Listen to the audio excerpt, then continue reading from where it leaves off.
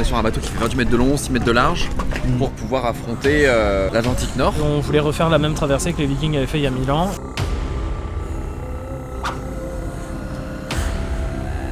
Quand on vient à Sète, on s'attend à voir de la mer, oui, c'est sûr, mais jamais trop pour voir des dracars. Ils vont naviguer quasiment qu'à la voile, ça va être chaud quand même. On attire un peu l'attention partout où on est. C'est trop bien, il me paraissait étonnant que ce soit un dracar, je me suis dit pas à 7. Non, je trouve ça très très beau.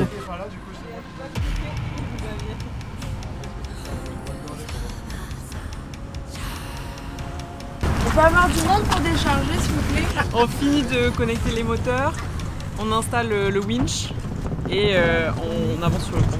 Donc c'est beaucoup de grandes longueurs, tout est lourd, tout est décuplé en fait. Après on va dire l'ergonomie de l'habitacle, lui il est plutôt un peu plus complexe et un peu plus spartiate.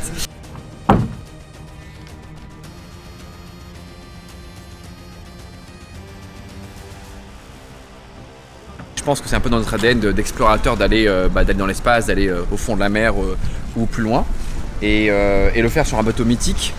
C'est une manière plus en lien avec la nature, quoi, où on est seul face à l'océan avec le vent, la météo. Mais c'est ce qui en fait je trouve la beauté de ce défi. Un peu remettre au goût du jour ces traversées mythiques qui ont toujours fait rêver les hommes.